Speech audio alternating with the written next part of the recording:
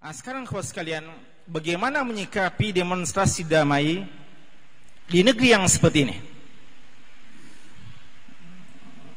Kita lihat para ulama kita, ulama kontemporer maksudnya, termasuk para aktivis Islam, para ustadz-ustadz, para dai, berbeda pendapat tentang masalah ini dengan dua pendapat yang terkenal. Yang pertama adalah yang mengharamkan secara mutlak, bahkan disebut sebagai bid'ah, bahkan ada nanti akan kita sebutkan beberapa alasan-alasannya. Kemudian yang kedua yang membolehkan. Yang kedua adalah yang membolehkan. Kita akan rinci alasan masing-masing dan kita akan melihat pertimbangan dalam mentarjihnya. Wallahu ta'ala a'lam bis-shawab. Yang pertama yang melarangnya. Dan tentu saja di antara dua pendapat ini masing-masing memiliki ulama dan masing-masing memiliki duat, masing-masing memiliki ustadz yang insya Allah semuanya menginginkan kebaikan. Karena yang kita meminta kepada Allah, ihdina, ya Allah tunjukilah limakhtulifa fihi minal haq, dari apa yang diikhtilafkan dari kebenaran. Ya. Alasan yang tidak membolehkan, pertama, demonstrasi adalah bagian khuruj dan menunjukkan ketidaktaatan kepada pemerintah.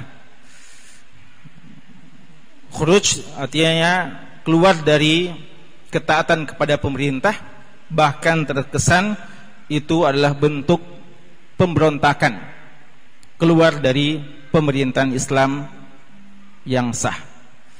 Itu alasan yang pertama. Yang kedua, alasannya adalah, ini kita perlu sebutkan alasan semua, ya, alasan masing-masing, dan ini adalah adab dalam berikhtilaf, ya. Allah sendiri menyebutkan ikhtilaf, ada dua ashabil kahfi, Allah menyebutkan tiga pendapat, lalu Allah menyebutkan tarjihnya, dan begini yang disebutkan oleh Imam Ibnu Katsir rahimahullah ta'ala, adab-adab dalam menjelaskan masalah khilafiyah, menyebutkan perkataan aqwal masing-masing dan kalau perlu dengan alasan-alasannya. Yang kedua adalah, ini kebiasaan orang di luar Islam, kebiasaan orang-orang di luar Islam, di luar umat Islam, karena memang produk demokrasi dan yang lainnya. Karena itu dikatakan tasyabbuh bil kufar,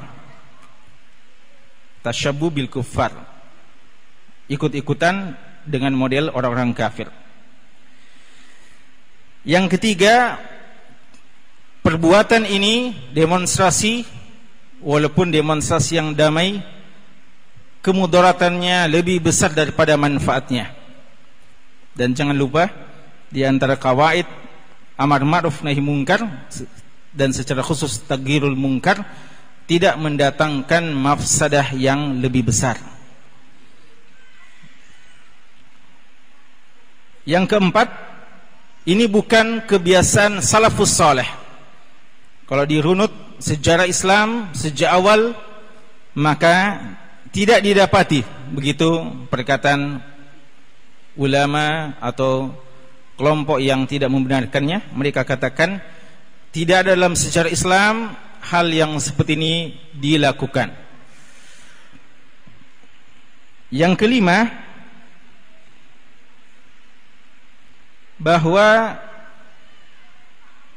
ini adalah cara bernasihat kepada pemimpin yang tidak tepat.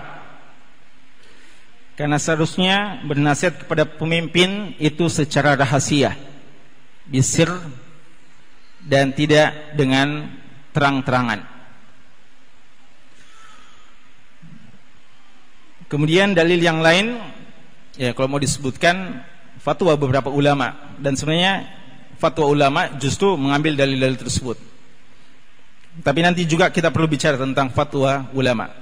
Fatwa, ya alasan yang lainnya adalah fatwa ulama-ulama besar dari berbagai negeri, khususnya dari Saudi, ya ada juga dari Yaman, ada juga dari Syam, ya seperti Syekh Al-Albani rahimahullah, Syekh Muqbil rahimahullah dari Yaman, dan beberapa masyayikh kibar dari Saudi, Syekh bin Baz dan beberapa ulama yang lainnya.